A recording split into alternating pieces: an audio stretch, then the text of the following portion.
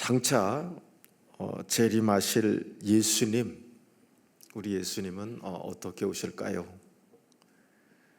굉장히 도발적인 질문입니다. 장차 재림하실, 다시 오실 예수님은 어떻게 오실까?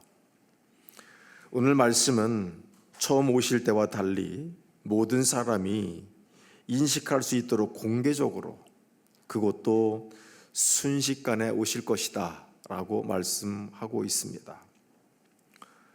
주님의 다시 오심 어떻게 나타날까요? 오늘 말씀 같이 한번 보겠습니다. 26절의 말씀입니다. 우리 다 같이 한 마음으로 봉독해 올립니다. 노아의 때에 된 것 같이 인자의 때도 그러하리라. 먼저 인자의 때, 주님이 다시 오시는 그 때는 노아의 때와 같다라고 말씀합니다. 그렇다면 우리가 노아의 때가 어떠했는지를 좀 들여다봐야 인자가 다시 올 때 어떻게 오실 건지를 이해할 수 있을 것 같습니다. 오늘 말씀은 종말에 관한 말씀이고요. 주님 다시 오실 그때를 진심으로 기다리는 우리 그리스도인들의 삶, 어떤 삶이어야 하는지를 다시 한번 생각하고 결단하는 그런 시간이 될 수 있기를 정말 축복하고 바랍니다. 오늘 26절에 있는 이 말씀, 여기 보면 노아의 때라고 합니다.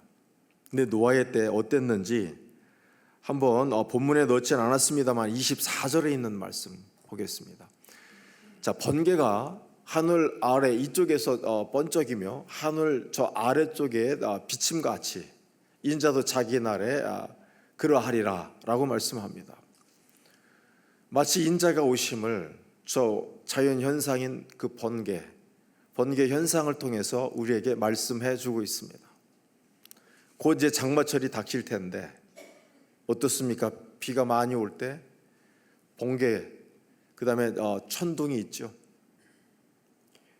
먼저 빛이 번쩍 어디선가 하늘에서 그죠? 번쩍입니다. 그런 다음에 우르르 쾅쾅 하면서 천둥이 치면서 뽀쩌적 하는 소리와 함께 밤이지만은 굉장히 대낮과 같이 밝아지는 그런 현상을 우리는 보게 됩니다.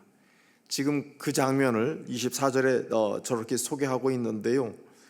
여러분, 어쨌든 번개라고 하는 것, 빠르다, 그리고 분명하게 보인다 라고 하는 사실을 오늘 우리에게 말씀을 해주고 있습니다. 번개의 특징이 무엇이겠습니까? 두 가지로 오늘 묘사되고 있는데, 한 가지는 번쩍거리는 거예요. 그리고 한 가지는 비추는 겁니다. 그 현상이 바로 번개지요. 자, 내려칠 때 조심해야 되기도 하고요, 참 무섭기도 하고 두려움을 사람들이 갖기도 합니다. 여러분, 이렇게 번개가 번쩍이는 이 현상을 전광석화와 같다라고 하는 표현을 합니다. 전광석화. 이제 전광이라고 하는 것은 말 그대로 빛이 번쩍이는 겁니다. 그리고 천둥을 동반한 그 빛인 거예요. 그게 전광입니다. 석화라고 하는 것은 말 그대로 돌을 태울 수 있는 불꽃이라는 의미예요. 그러니 그 파워가 얼마나 대단하겠습니까? 집을 태우는 불꽃 그냥 그래요. 잘 타요. 연탄불도 괜찮고 가스불 좀 센데 돌을 태울 수 있는 불이라고 하면 어마어마한 에너지와 힘이 있는 그런 불입니다. 그래서 전광석화라고 하는 것은 그저 나중에 의미가 변해서 매우 순식간에 끝나지만 분명하다라고 하는 의미를 가지고 있습니다. 오늘 그래서 주님의 오심은 노아의 시대에 그러했던 것처럼 전광석화와 같다는 거예요. 빠르고 분명하게 오실 거다라고 하는 것을 우리에게 말씀하고 있습니다. 오늘 그러면서 인자의 때는 노아의 때와 같을 것이다 라고 했는데, 이 노아의 때, 직역을 하면 노아의 날들입니다. 그리고 다른 말로 표현하면 노아가 살아있을 때, 노아 생전의 일입니다. 노아 생전의 일 중에 가장 큰 일은 무엇이겠습니까? 방주 사건이고요, 결국 연관지어서 물로 심판을 받는 때가 노아의 때입니다. 그렇다면 노아의 날, 노아의 생에 있었던 이 결정적인 물 심판 사건 어떻게 일어났습니까? 하나님께서는 미리 하나님의 사람 노아를 통해서 물로 심판하실 것을 이미 예고하셨습니다. 그러기에 노아는 미친놈이라고 하는 소리를 들으면서 산 꼭대기에 방주를 짓고 있었습니다. 그러나 많은 다른 사람들은 노아의 경고에도 불구하고 그들은 악함으로 경고를 귀담아 듣지도 않았을 뿐더러 아주 보기 좋게 거절해 버렸습니다. 그리고 하나님의 사람 노아를 오히려 조롱하는 세상이었습니다. 그러나 결국 어떻게 됐습니까? 그들은 준비하지 않았을 때 갑자기 쏟아진 말 그대로 하늘 궁창이 터지고 땅이 터져서 샘이 솟아올라서 40일 주야로 물이 세상에 채워질 때 그들은 다 물로서 심판을 받을 수밖에 없었다는 것입니다. 그런데 여기서 우리가 생각해야 될 것은 그렇습니다. 멸망당하는 그들에게 있어서는 굉장히 갑작스러운 거예요. 전광석화처럼 번개가 뻐저적하는 것처럼 그 찰나의 순간에 그들은 멸망을 당하더라고 하는 거예요. 분명히 우리는 여기서 이해하셔야 될 것이 있습니다. 경고가 있었습니다. 그럼에도 불구하고 그들은 귀담아 듣지 않았고 준비하지 않았기 때문에 당하는 사람들의 입장에서는 부지불식간에 엄청나게 큰 충격으로 다가왔고 결국 멸망을 당했다라고 하는 사실입니다. 준비하지 않았다고 하는 것이 가장 큰 키워드가 되겠습니다. 오늘 무심한 세대예요. 무심한 세대. 자, 27절 말씀 같이 한번 보시겠습니다. 노아가 방주에 들어가던 날까지. 말씀을 준비하면서 느꼈던 심정이 저거예요. 들어가던 날까지. 너무나도 지금 안타까운 거예요. 경고를 해서 회개할 수 있는 시간을 주었건만 끝까지 하나님 바라보지 않았고 들어가는 날까지 그들은 결국 하나님의 경고를 외면했었다는 거예요. 자, 어땠습니까? 그때까지 사람들이 먹고 마시고 장가들고 시집 갔더니 그래요. 홍수가 나서 그들을 다 멸망시켰다는 거예요. 먹고 마시고 장가들고 시집 갔습니다. 그런데 홍수가 났어요. 오늘 누가복음 복음서에서는 노아의 시대를 저렇게 사람들이 먹고 마시고 장가들고 시집 가던 때로 이제 정리를 하고 있습니다. 근데 여러분, 여기에서 저 나열된 먹고 마시고 장가들고 시집 가는 거, 이거 미완료예요. 무슨 얘기냐면 이 일을 항상 했다는 거예요. 그들은 항상 경고에도 불구하고 안일하게 익숙한 삶의 방식에서 탈피하지 못하고 계속해서 경고가 있었음에도 불구하고 그 같은 일을 반복하고 있었다는 거예요. 이거 무서운 일 아닙니까? 오늘 노아의 시대를 좀 한번 살펴보겠습니다. 이거는 정말 말 그대로 복음서의 평가고요. 노아의 실질적인 사건이 있었던 창세기 6장을 통해서 한번 노아의 시대를 좀 들여다보고 싶어요. 6장에 보면 자, 하나님의 아들들이 사람의 딸들의 아름다움을 보고 자기들이 좋아하는 모든 여자를 아내로 삼는지라 라고 말씀합니다. 하나님의 아들들, 여러 해석의 여지들이 있습니다만 신적인 존재들인 거예요. 그런데 사람의 딸들이 이 땅의 딸들이겠지요. 그런데 그 딸들의 아름다움을 보았다라고 하는 거예요. 저기서 아름답다라고 하는 것도 토부예요. 좋은 거예요. 정말로 좋은 의미입니다. 그런데 저때 하나님의 아들들이 사람의 딸들의 아름다움을 보았다고 하는데 저 보고가 문제가 됩니다. 저게 라예요. 더 나아가서는 라인데 말 그대로 이것은 의도를 가지고 계속해서 지켜보고 있었다라고 하는 의미가 있어요. 어떤 의도를 가지고 인지를 하고 그저 그냥 지나가다가 어떤 환경을 어떤 그 광경을 보면서 아 좋다 라고 하는 어떤 그런 것이 아니라 좀 뭐하지만 음흉한 눈으로 쳐다보고 있었다는 의미가 되어지는 거예요. 그래서 이것을 그냥 어떤 한 개인의 감정적인 모습을 지금 표현하려고 하는 것이 아니라 그 세대를 표현하고 있다고 하는 거예요. 삐뚤어진 눈을 가지고 있었다는 거예요. 온전한 눈이 아니라 무엇인가 자기들만의 의도를 가지고 그 여자들을 바라보았다라고 하는 것입니다. 그래서 하나님이 원하시는 그 방향의 삶이 아니었다라고 하는 것을 저렇게 표현을 하고 있습니다. 그래서 말씀에는 보면 저런 만남을 통해서 하나님의 아들들과 세상 딸들의 만남을 통해서 네피림이라고 하는 거인족이 탄생을 했고 세상의 영웅이라고 하는 자들이 태어났다라고 성경은 말을 하고 있습니다. 마치 헤라클레스 같은 사람들이요. 이런 이들이 저렇게 반신반인 아닙니까? 그런 의미로 우리에게 신화처럼 전해져 오고 있는데 그런 일 지금 벌어졌다는 거예요. 저것으로 봐서 세상에 엄청난 하나님의 질서가 깨어져 있다라고 하는 사실을 저렇게 고발하고 있습니다. 오늘 우리가 중점적으로 보고 싶었던 것은 5절에 있는 말씀이에요. 자, 여호와께서 사람의 죄악이 세상에 가득함과 그의 마음으로 생각하는 모든 계획이 항상 악할 뿐임을 보시고 라고 말씀하고 있습니다. 저게 노아의 시대예요. 성경에서 말하고 있는 노아의 시대는 저런 시대입니다. 보시는 것처럼 여호와께서 사람의 죄악이 세상에 가득했다는 거예요.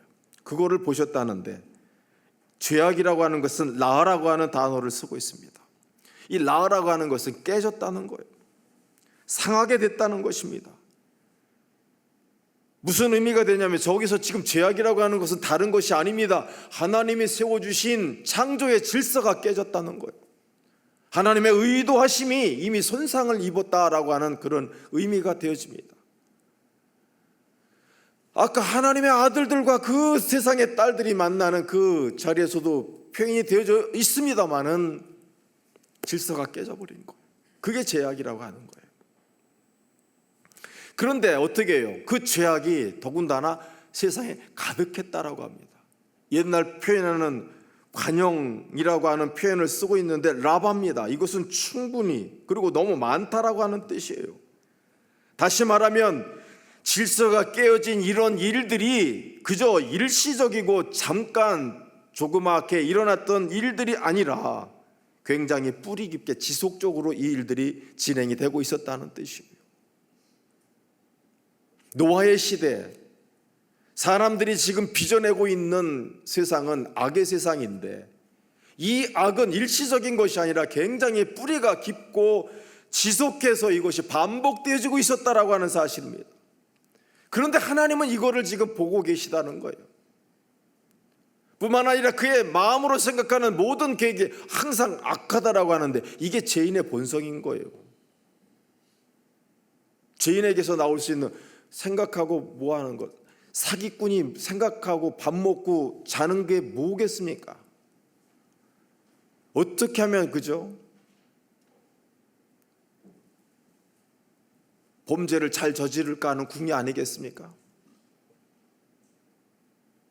마치 그런 것처럼 인간이 생각하는 게 다 그렇더라는 거예요. 그런데 하나님께서는 보셨다라고 하는 거, 야르라고 하는 단어를 쓰는데 담임 선생님이 한번 교실에 들어와서 휙 쳐다보고 나가시는 것이 아니라 계속해서 주시하면서 이 사실들을 보고 계셨다는 거예요. 그러게 이어지는 말씀에는 보면 하나님이 인간을 창조하신 것을 후회하셨다라고 하는 표현을 성경에서 하게 됩니다. 그리고는 우리 하나님께서 심판을 작정하셨던 것입니다. 오늘 여러분, 이것이 노아의 때예요. 이런 노아의 때 그들이 방주에 들어가는 날까지 먹고 마시고 장가들고 시집을 갔다라고 하는데 어떻습니까?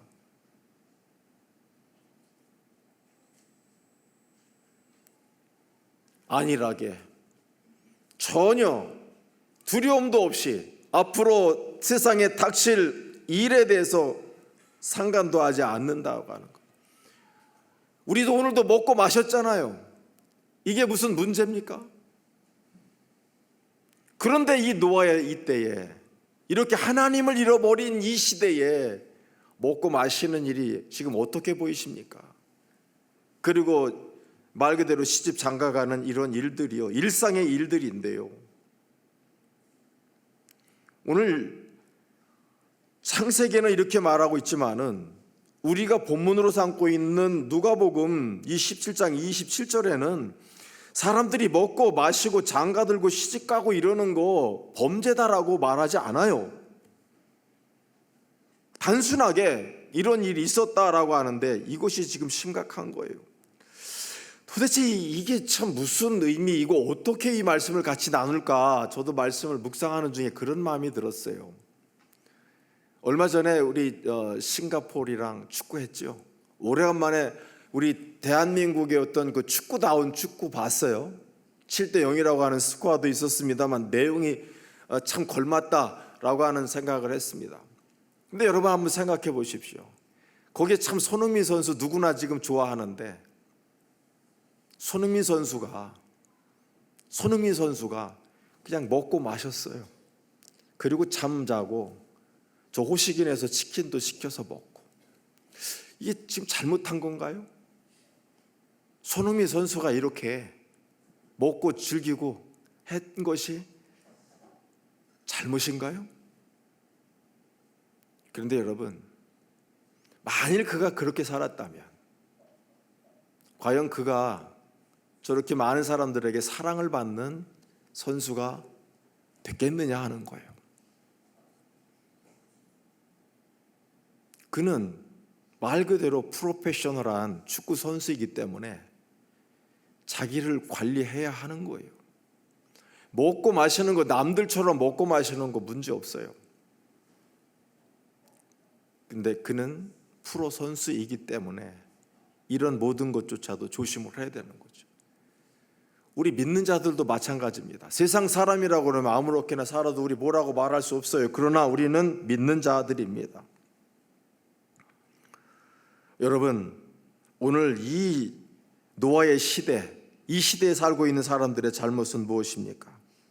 하나님의 명하신 명대로 노아가 방주를 짓고 있을 때, 심지어 방주에 들어가기 전까지도 그들은 하나님의 이 심판이 임박했음을 전혀 깨닫지 못하고 아무런 위기감 없이 여전히 그들의 세속적인 관심에 따라서 일상적인 생활에 열중했다는 겁니다.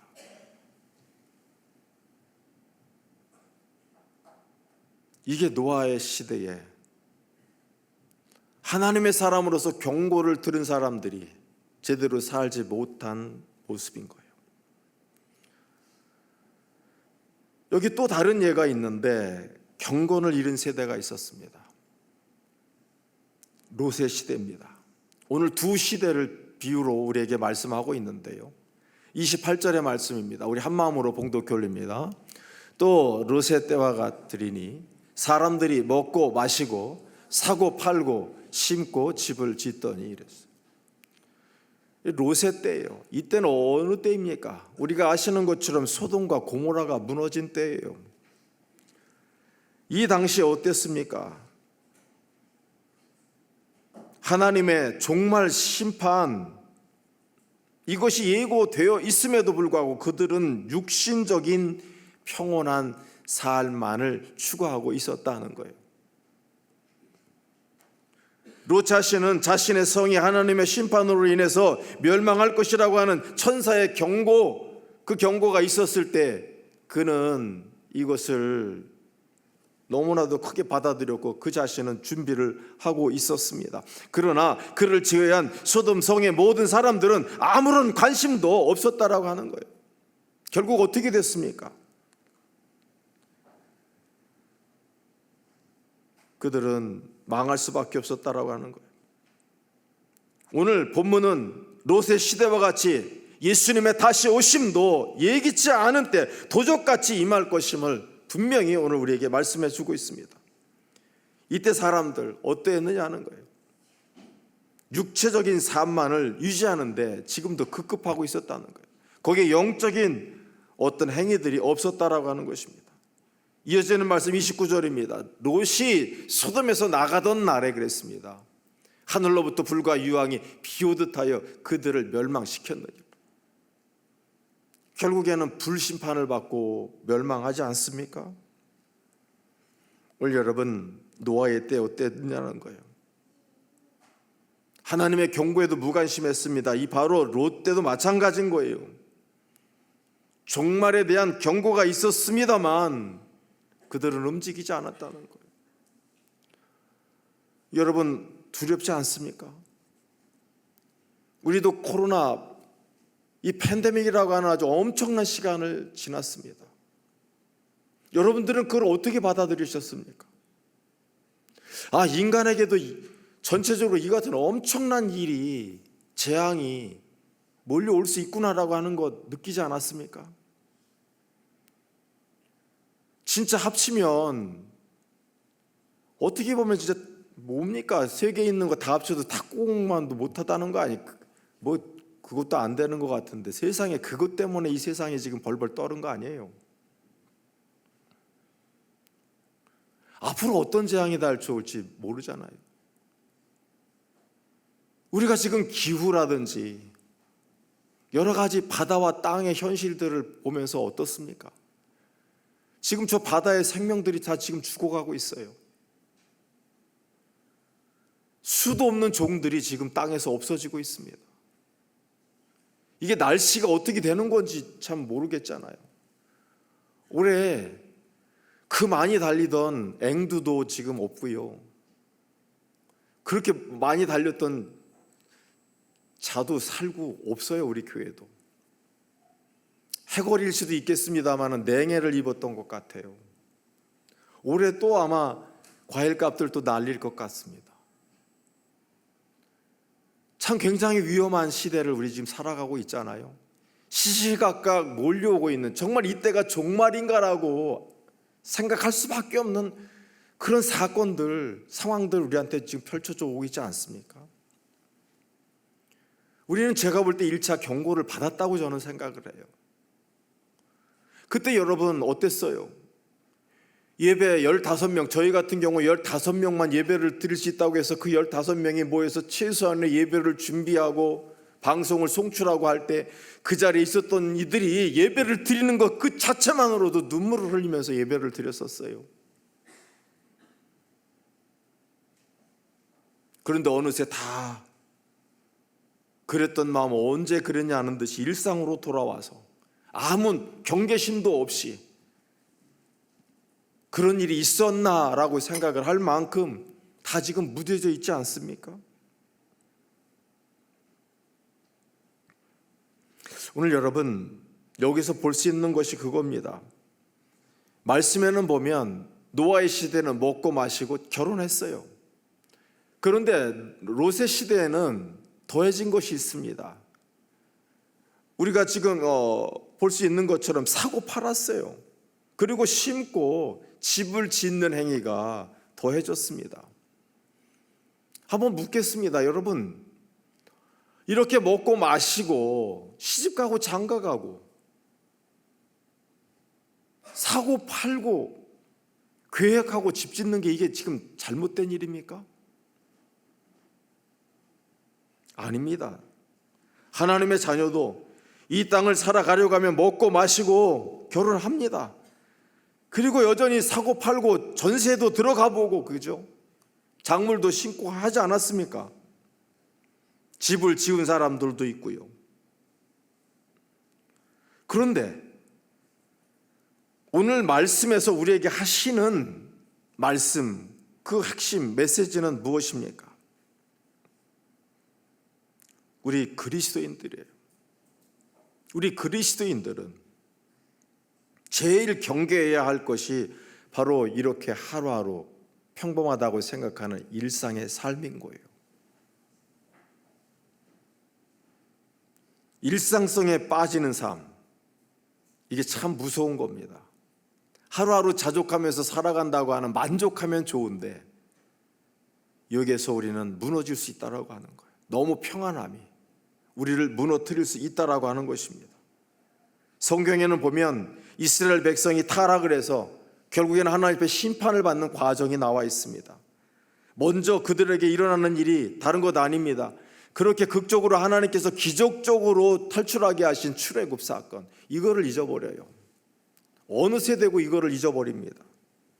하나님을 잃는 것 같습니다. 그리고 세상 속에서 일상의 일들에 빠져들기 시작합니다. 자기들이 좋아하고 원하는 일들에 깊이 빠져들기 시작을 하는 거예요. 즐기고 나누고 뭐 이러는 거 좋습니다만은 어찌됐든 일상으로 빠져들고 여기에는 투철한 하나님에 대한 생각들이 제거가 되기 시작한다는 게 문제가 있는 거예요. 그리고 일상 중에서 그 하나가 결국엔 삶에 있어서 우상이 되기 시작한다는 거예요. 취미가 생기면 그 취미가 더 중요한 거예요. 오늘 주일인데 하필 또 동호회에서 골프 치러 가자 그러니까 오늘 교회 가야 되는데 하다가도 이거 갔다가 잘못된 계약도 안 되고 큰일 나지. 아무래도 골프 치러 가야 될 것 같아. 주님도 아시겠지. 등등의 여러 가지 모습 속에서 그리고 자녀가 더 중요해지고 내 관계가 더 중요해지고 이러는 가운데 무너지기 시작하고 결국 그래서 경고가 날아들게 되고 그러다가 깨닫지 못하면 그들이 심판을 받았다라고 하는 사실입니다. 여러분 분명히 기억하십시오. 이스라엘 백성들 타락이 갑자기 온 것이 아닙니다. 가나안 처음부터 들어가서 그들이 하나님 앞에 범죄한 것 아닙니다. 그 시대에 그 가나안 땅에서 펼쳐지는 일상을 살다가 그들이 넘어갔던 거예요. 오히려 그 땅의 풍부함 때문에 오히려 광야에서는 열심히 하나님을 섬겼는데 들어와서 평안하다 보니 그들이 섬기는 신이 보였고 그들이 먹는 음식이 좋아 보였고 그들이 입는 옷이 좋아 보여서 따라하다가 무너진 거예요. 가끔 저는 미국 땅을 생각합니다. 하나님이 복을 주셔서 초대 대통령이었던 워싱턴 아침 4시면 일어나서 하나님 앞에 기도로 시작했던 사람이에요. 그러기에 그 사람뿐만 아니라 그 신앙을 통해서 그 땅에 축복을 주었는데 지금 어떻게 됐습니까? 미국 고등학교 졸업식에서 인사를 맡은 굉장히 큰 영광을 얻은 학생이 자기의 모든 생애를 걸고 했던 행위가 뭔 줄 아십니까? 주기도문 암송하는 거였어요. 지금 미국에서는 공공장소에서 성경을 말하거나 전도를 하면 현행범으로 체포가 돼요. 지금 그런 나라가 됐습니다. 하나님이 복 주셔서 부강해지고 풍부해졌는데 사람들을 받아들이다 보니 그 사람들의 문화들도 이해한다고 하기 시작한 것이 기독교만은 안 된다라고 하는 정책으로 바뀌게 되고 지금 미국이 흐려지고 있어요.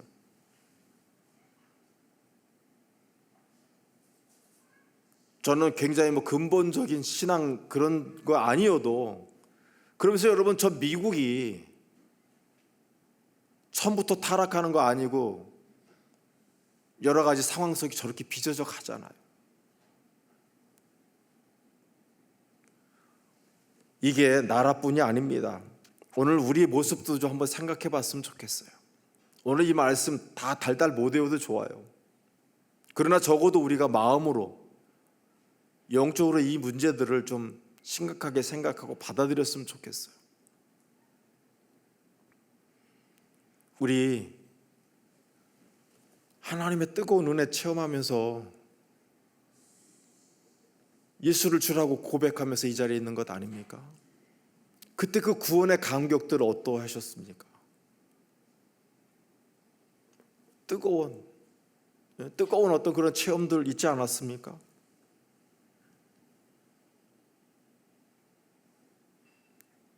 하나님을 만나는 체험을 하게 되고 저에게 나타났던 건 다른 것 없었어요. 교회를 그렇게 가고 싶었어요. 교회 그냥 그래서 산다고 하는 표현이 어떤 표현인지 알 것 같은데 그냥 가서 있는 거예요. 뭐를 하든 물을 마셔도 마당에서 놀아도 교회에 있고 싶었던 거예요. 그리고 기도하고 싶었어요. 몇 명의 학생들이 같이 은혜 받았던 친구, 후배들이 기도를 하는데 그때 기도원 갔다가 그 은혜를 체험하고 나가지고는 겨울이었습니다. 그냥 온전하게 따뜻한 데서 기도하면 안 된다고 일부러 그 문을, 교회 문을 다 열고 차라리 그냥 밖으로 나가는 것도 괜찮은데 우리의 마음과 결의를 하나님 앞에 드리고 싶어서 한겨울에 문을 다 열고 하나님 앞에 목을 놓아서 기도했던 기억도 있고요. 그리고 말씀을 진짜 알고 싶었어요. 성경을 이해하고 싶은 그런 마음이 들기 시작하더라고요. 그러는 가운데 조그만 성장들이 시작을 했고요. 성장하기 시작했고 이것이 지금 생각해 보니까 영적 성장이었던 거예요. 바로 그때의 말씀에 대한 그 희구가 지금 제가 설교를 하면서도 그것이 근본이 돼 있는 것 같아요. 그래서 너무 지금 감사하고요. 금요일마다 기도를 하는데 그때 정말로 학생 때 엄청나게 정말 하나님 앞에 기도했어요. 그게 경건의 모습이라고 그럴까요? 내용은 어찌됐든 모습이 그렇게라도 생겼다고 생각하면서 감사하고 있고요. 오늘 여러분, 그래서 은혜 받으면 이게 제 얘기가 아니라 예배를 사모하게 돼 있고 기도하고 싶어지는 거예요. 또한 말씀을 궁금하게 생각하게 돼 있어요. 이런 마음이 있었다고 그러면 여러분, 하나님이 인도하시는 거고요. 여러분의 영적 성장을 하나님이 돕고 계시는 거예요. 그런데 여러분 어떻습니까? 이제 졸업을 하고 사회생활을 하기 시작합니다. 취업을 하게 됩니다. 이때 이제 우리에게 어떤 일들이 벌어지느냐 하는 거예요. 직장에 매이기 시작합니다. 주의를 어쩔 수 없어서 빠지게 됩니다. 한두 번은 막 미칠 것 같고 죽을 것 같고 숨이 막히는데 반복되다 보면 이럴 수도 있구나. 그러다가 나름대로 자기 삶을 합리화하기 시작합니다. 굳이 교회 가는 것만이 진정한 신앙인가? 열심히 세상 속에서 살아가면서 나는 세상의 빛이 될 거야 라고 스스로 합리화를 합니다. 맞는 말 같습니다. 그런데 문제는 뭐냐는 거예요. 세상에 일상으로 녹아져 들어가기 시작하더라는 거예요.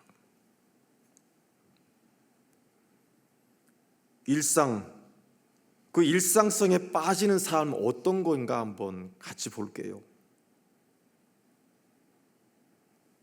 여러분, 이것이 참 무서운 거예요. 먹고 마시고 계획하고 집 짓고 심고 집 세우는 거, 이거 나쁜 일 아닌데 하나님이 빠진 상태에서 이 같은 일들이 벌어지게 된다고 하면 우리 믿는 자들에게는 아주 치명적인 일들이 되어진다는 겁니다. 오늘 여러분, 우리가 일상성에 빠진 삶 어떻게 체크를 하냐면 종말에 대한 의식이 없어진다는 거예요. 종말에 대한 의식이 없어져요. 적어도 우리가 세상 사람이라면 괜찮아요. 그러나 우리 믿는 자들은 죽음 후에 하나님 앞에 심판대에 반드시 쓸 존재다라고 하는 그 자각입니다. 근데 이런 것들이 없는 거예요. 에이, 무슨 천국이 어디 있어? 죽으면 끝이지. 그래서 자꾸 나쁜 짓 하고 세상적으로 살아가다 보니까 이게 복잡하니까 에이, 천국 없다고. 그런 사람들의 말을 자꾸 찾아서 쫓아가기 시작하는 거예요.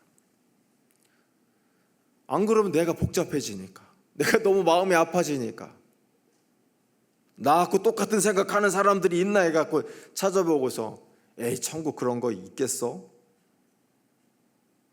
여러분, 서양 미국이나 유럽에 가보면 무덤들이 집 주변, 특히 교회에 있어요.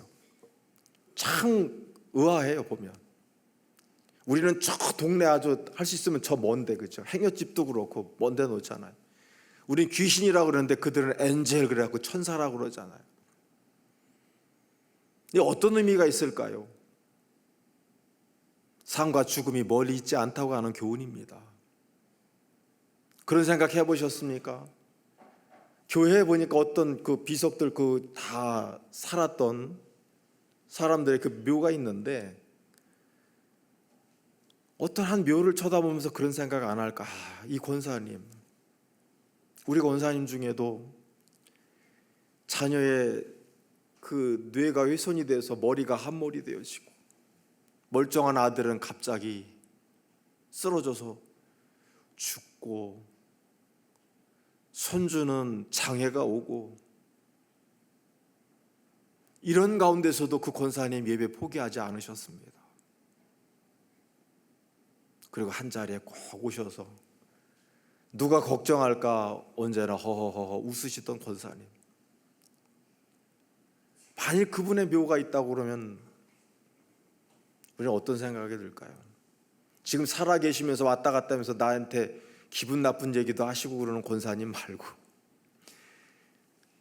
온 생애를 주를 위해서 주님만 바라보고 사셨던 그 한 권사님의 그 죽음을 보고 여러분들 같으면 어떤 생각하실 거예요? 나도 저 권사님처럼 아름다운 신앙 지켜가고 싶다라고 하는 생각하지 않을까요?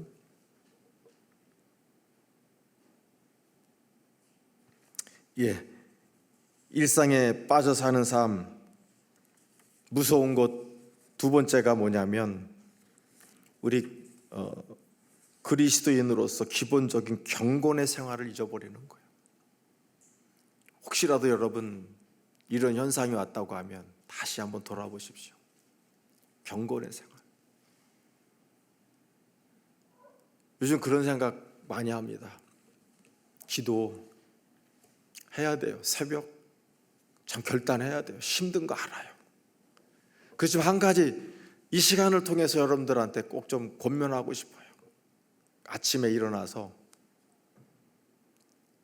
아까 1부에는 10초라 그랬는데 10초는 너무 짧은 것 같아. 생각해 보니까 1분 일어나자마자 침대에 무릎 꿇는 운동 한번 하면 어떨까요? 우리 초월 식구들 1분만 하나님 앞에 내가 하나님의 자녀입니다. 나 하나님께 속하여 있습니다라고 하는 스스로의 고백, 그 고백의 행위로서 1분만 하나님 앞에 무릎을 꿇을 수 있다면, 그리고 더 할 수 있다고 그러면 하루의 일과를 마치고 잠자리에 들기 전 1분만 무릎을 꿇는다면, 제가 너무나도 힘들고 마음이 복잡할 때 하는 방법이었어요. 나는 목사다라고 하는 정체성을 스스로 확인하기 위해서 그랬어요. 엄청 은혜스러워요, 여러분. 생각보다 큰 힘이 생겨요. 나를 돌아보게 하고요. 나를 힘있게 해요. 기본적으로 경건을 잃은 시대에서는 아무것도 기대할 수 없답니다. 여러분, 우리 하나님의 사람이에요. 기도 없이 어떤 것을 할 수 있다고 하는 건 우리 생각이에요. 그리고 내가 일상에 빠져서 산다라고 하는 그 사인이 또 뭐가 있냐면 물질적인 부유함에 빠진다고 하는, 그래서 더 중요한 것은 영적인 피폐함을 보지 못한다는 거예요. 돈 하다가 어느새 내 영혼이 망쳐져 있는 것을 보질 못하더라는 거예요. 하나님이 기도하는 중에 예배하는 중에 사랑스러워서 복을 주셨더니 나중에 그 풍요한 복을 가지고 누리기 시작하는데 권사의 청소가 있는 날 골프 약속 잡아서 나가면서 인력 사무소에 전화해가지고 나 대신 교회 가서 청소하라고.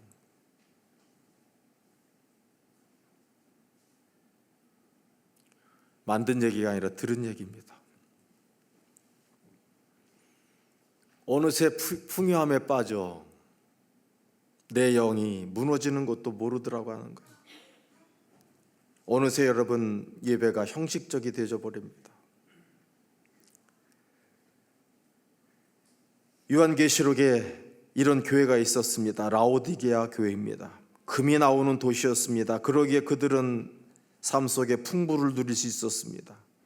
그들은 육적인 부를 자랑하기 시작했습니다.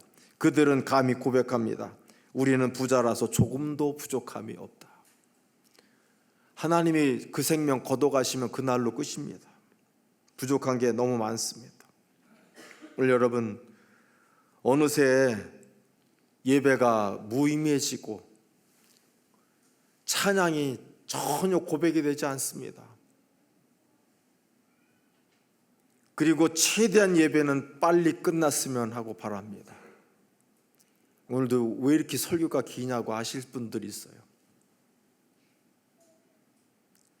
어느새 하나님 자리에 돈이 대신합니다. 여러분, 이런 모습이 있다고 하면 이것이 일상성에 빠져 있는 우리의 삶인 거예요. 하나님 없는 삶 들어가 있는 거예요. 깨어 있으십시오. 깨어나십시오. 오늘 30절 마지막 절입니다. 우리 한번 보겠습니다. 인자가 나타나는 날에도 이러하리라. 이럴 때 인자가 우리 주님이 다시 오신다고 했습니다. 깨어 있으십시오. 그래서 마지막으로 우리 결단 어떻게 해야 하는지를 알 수 있는 말씀, 고린도후서 3장에 있는 말씀 한번 같이 13절까지 있으니까요. 계속해서 말씀이 잘 정리되어 있으니까 그대로 같이 한번 봉독해 올리겠습니다. 그러나 주의 날이 도적같이 오리니 그날에는 하늘이 큰 소리로 떠나가고 물질이 뜨거운 불에 풀어지고 땅과 그 중에 있는 모든 일이 드러나리로다. 이 모든 것이 이렇게 풀어지리니 너희가 어떠한 사람이 되어야 마땅하냐? 거룩한 행실과 경건함, 하나님의 날이 임하기를 바라고 간절히 사모하라. 그날에 하늘에 불이 타서 풀어지고 물질이 뜨거운 불에 녹아지리라.